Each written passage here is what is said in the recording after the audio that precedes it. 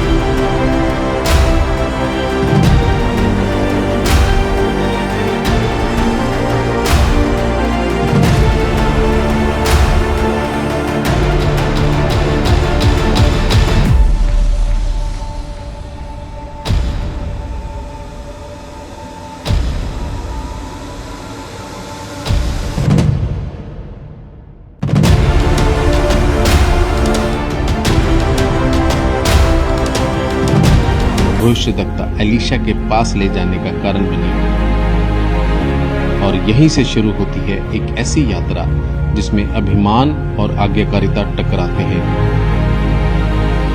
और अंत में परमेश्वर की शक्ति विजयी होती है।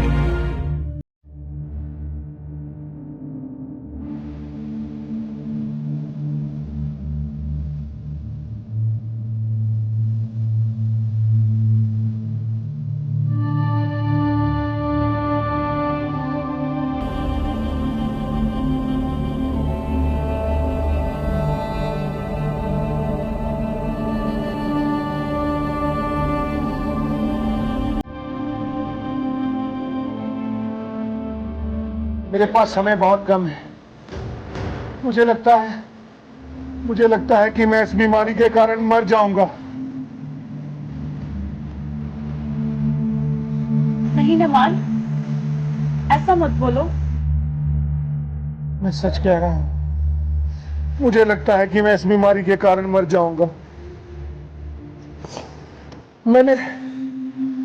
मैंने हजारों लोगों की अगुवाई आराम की जीत के लिए कई बार की है, लेकिन अपने पूरे धन और शक्ति से मैं अपने इस अदृश्य शत्रु के विरुद्ध जो ये सब कर रहा है कुछ भी नहीं कर पा रहा।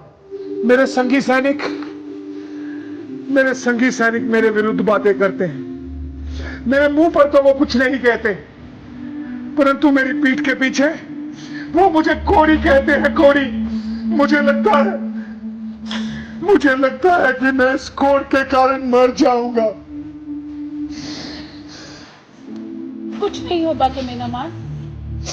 नहीं, अब मुझे लगता है कि मेरा अंत निकट आ गया है।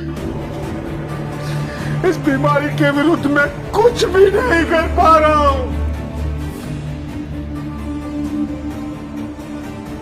अगर मेरा स्वामी शिमरोन के भविष्यवक्ता के पास होता तो वो उसे कोढ़ से चंगा कर देता। क्या सच में? हाँ, ऐसा हो सकता है। तुमने ऐसा क्या कहा कि मेरी पत्नी चौंक गई? नमान, ये लड़की कहती है कि अगर तुम शिमरोन के भविष्यद्वक्ता के पास होते तो वो तुम्हारा कोढ़ चंगा कर देते। तुम अच्छी तरह से जानती हो कि ये बातें वास्तव में सच्चाई नहीं है। इसलिए मेरे साथ इस बीमारी के इलाज और शिमरोन के भविष्यवक्ता के बारे में कोई बातचीत मत करो। मुझे लगता है कि मैं इस बीमारी से मरने वाला हूँ।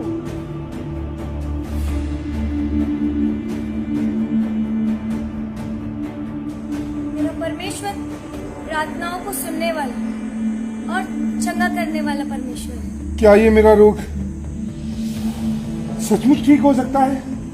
हाँ, मुझे विश्वास है कि वो तुम्हें चंगा कर सकता है, क्योंकि वो अपने दासों की प्रार्थनाओं को सुनकर चंगा करने वाले एकमात्र परमेश्वर। क्या सचमुच में ये मेरा रोग ठीक हो सकता है? हाँ, वो अपने दासों की प्रार्थनाओं को सुनने वाला परमेश्वर और उसके दास के द्वारा तुम चंगे हो सकते हो।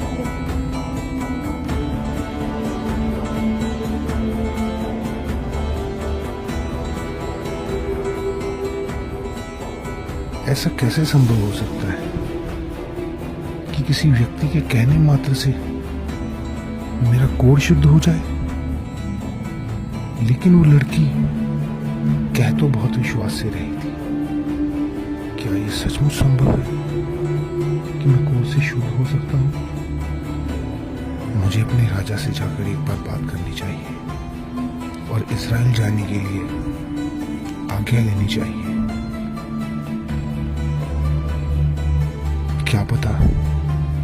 क्या पता वो लड़की सच बोल रही हो और मैं सच में इस कोड से शुद्ध हो जाऊं।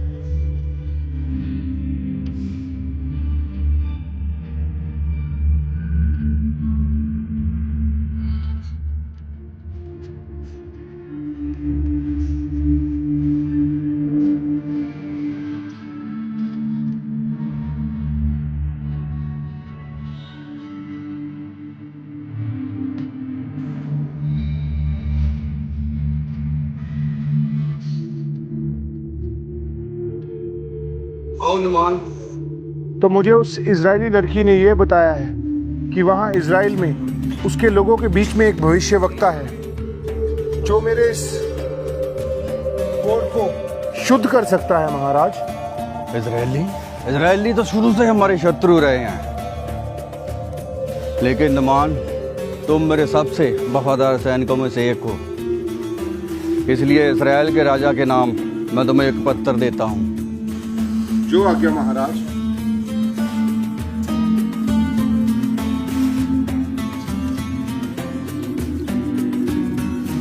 हमने कल दिन निकलने से पहले निकलना है। तुम 10 की कार चांदी, तुम 6000 टुकड़े सोने के और तुम 10 जोड़े कपड़े के। जल्दी बांधो, हमने सुबह जल्दी निकलना है।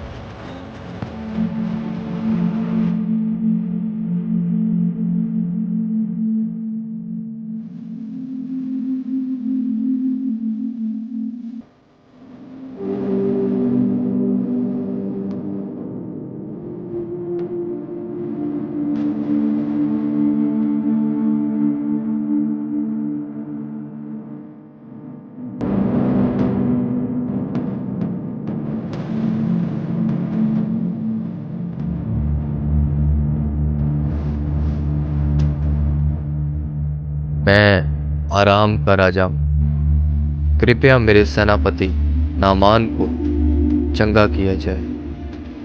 आराम का राजा मेरे पास एक बूढ़ी को चंगा करने के लिए भेज रहा है। क्या मैं खुदा हूँ या वो मुझे खुदा समझता है? मुझे तो यही लगता है इसकी ये कोई चाल है।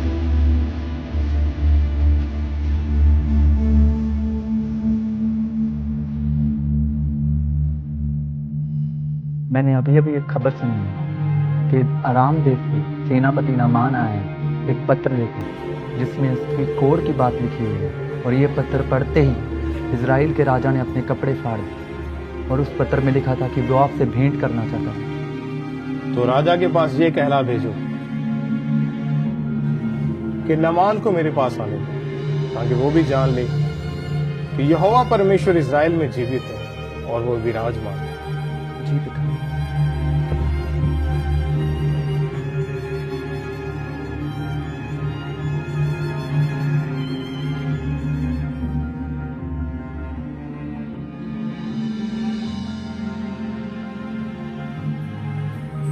नहीं मेरे पिता, आराम देश से नामान आया है। वो कोढ़ के रोग से पीड़ित है।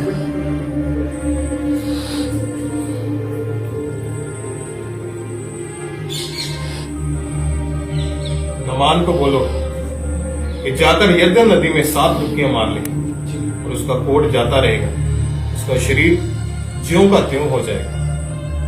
जी पिता। एलीशा के सेवक की बातें सुनकर नामान क्रोधित हो उठा और वापस चला गया।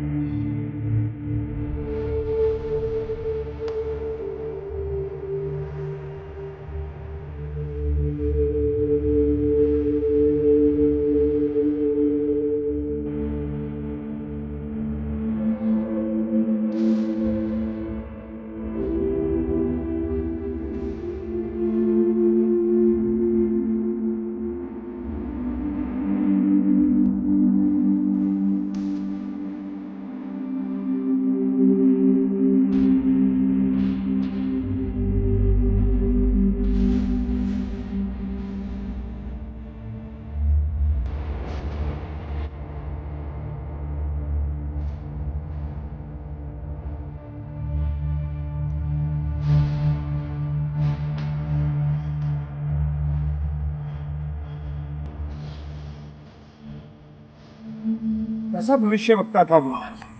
उसने तो उठकर बाहर आना भी उचित ना समझा। मैंने तो सोचा था कि वो अवश्य उठकर बाहर आएगा और मेरे पास खड़ा होकर अपने परमेश्वर यहोवा से मेरे लिए प्रार्थना करेगा और मेरे कोढ़ वाले स्थान पर हाथ रखकर मुझे शुद्ध करेगा। परंतु उसने तो बाहर आना भी उचित ना समझा। ये कैसा भविष्यद्वक्ता जो राम देश के इतने बड़े सेनापति को बाहर भेंट करने को भी नहीं आया।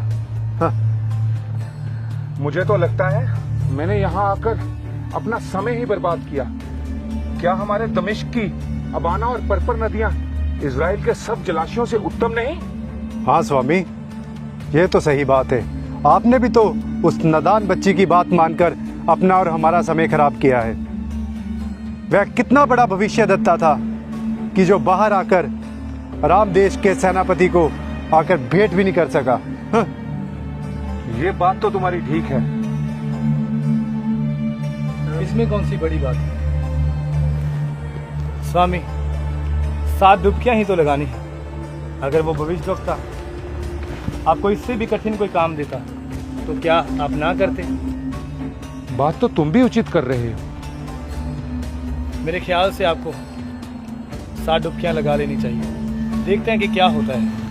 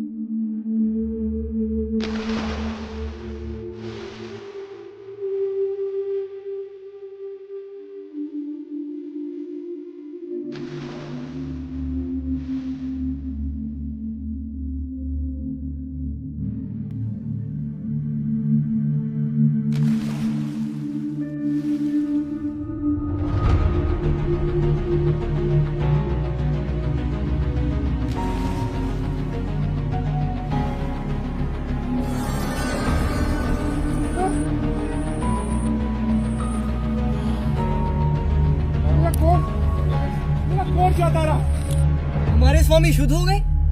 ये कैसे हो सकता है? यरदन नदी में 7 डुबकी लगाकर सेनापति का कोढ़ जाता रहा। ये कैसे हो सकता है? उस नबी की बात सच हो गई। सचमुच देखो, हमारे स्वामी का सारा कोढ़ जाता रहा और वे बच्चे के समान निर्मल हो गए। मैं शुद्ध हो गया, मैं शुद्ध हो गया, मैं शुद्ध हो गया, मैं शुद्ध हो गया, मैं शुद्ध हो गया। हाँ सचमुच अब आप कोड़ी से शुद्ध हो गए। उस नबी की बात सच हुई। अपना सारा कोट जाता रहा। चलो अब हम आराम देश में चलते हैं और उसके राजा को दिखाते हैं कि आपका कोट एकदम से जाता रहा। हाँ स्वामी।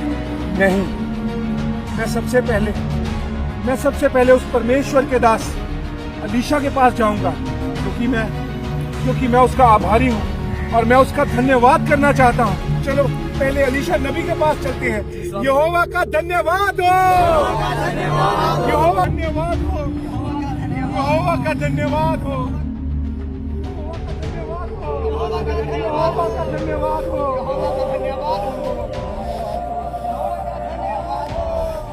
स्वामी आप तो सच में कोट से शुद्ध हो गए। हाँ स्वामी। सब परमेश्वर की दया।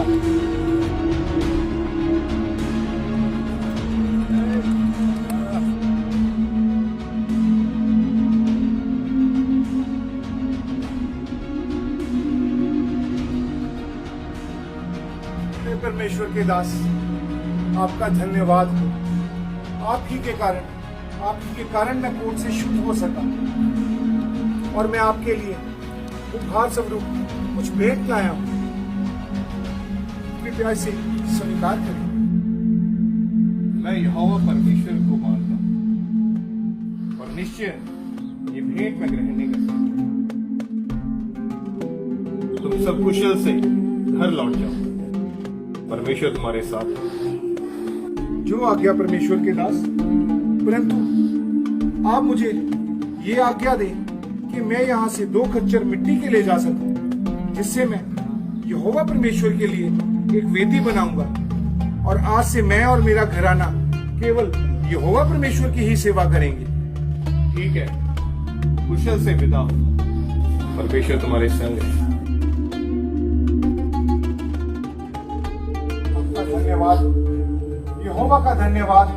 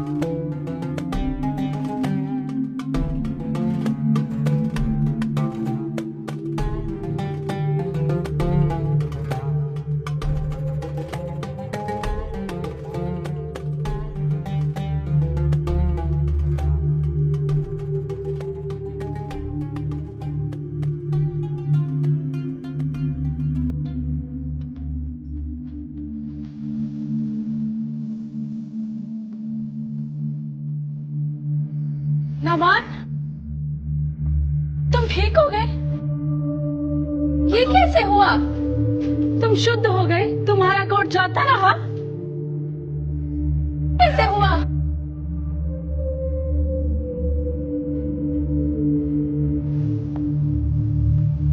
मुझे विश्वास नहीं हो रहा, तो वही कोड़ी नामान हो। ये कैसे हुआ? ये सब यहोवा परमेश्वर की दया से हुआ है। यहोवा परमेश्वर? हाँ, यहोवा परमेश्वर, उसी के दास के द्वारा मैं शुद्ध किया गया हूँ। उस यहोवा परमेश्वर का धन्यवाद हो जिसने तुम्हें ठीक कर दिया। अब मैं कोड़ी नहीं हूँ। स्वामी आप चंगे हो गए? देखा, मैंने कहा था ना, इस्राएल का परमेश्वर असली है। हाँ, अब मैं जान गया हूँ कि इस दुनिया में केवल यहोवा ही परमेश्वर है। यहोवा सच्चा परमेश्वर है। हाँ, अब मैं जान गया हूँ कि इस्राएल का परमेश्वर यहोवा ही सच्चा परमेश्वर है। और तुमने जो मुझे परमेश्वर का शुभ समाचार दिया है, इस कारण आज से तुम इस घर की दासी नहीं, मेरी बेटी समान। परमेश्वर का धन्यवाद हो, वो कितने बड़े बड़े कामों को करता है। परमेश्वर के धन्यवाद के साथ साथ बेटा तुम्हारा भी धन्यवाद हो। तुम्ही ने तो मुझे सच्चे परमेश्वर के बारे में बताया है। परमेश्वर का धन्यवाद हो।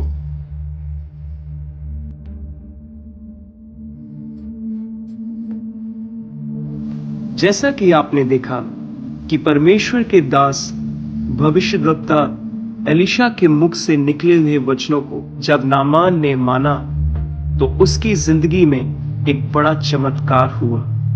उसका सारा कोढ़ हमेशा के लिए जाता रहा। आज भी हमें इस बात पर गौर करने की जरूरत है कि परमेश्वर के दासों के मुख से निकले हुए वचन, उनके मुख से निकला हुआ एक एक शब्द हमारी जिंदगी में बड़े बदलाव और चमत्कारों को पैदा करता है। उनके मुख से निकले हुए शब्द परमेश्वर की ओर से होते हैं और वो शब्द कभी भी गिरते नहीं हैं, वो हमेशा पूरे होते हैं। जब हम अपनी जिंदगी में परमेश्वर के दासों के मुख से निकले हुए उन वचनों को अपने जीवन में ग्रहण करते हैं तो हम अपने जीवन में उन तमाम बंद रास्तों को खुलता हुआ देखते हैं। हम अपने जीवन में छुटकारे को आते हुए देखते हैं, चंगियाई को आते हुए देखते हैं। जिस तरह नामान कोढ़ी ने एलीशा के शब्दों को ग्रहण किया और उस पर ईमान लाया, विश्वास किया, तो परमेश्वर ने उसे उसके कोढ़ से सदा के लिए आजाद कर दिया। तो आज आप भी परमेश्वर के दासों के मुख से निकले हुए एक एक वचन पर विश्वास करें, उन पर ईमान लाएं और उन्हें अपने जीवन में ग्रहण करें, ताकि आप भी नामान कोढ़ी की तरह अपनी चंगियाई, अपने छुटकारे को और अपनी आजादी को ले सकें। सबको जय मसीह की।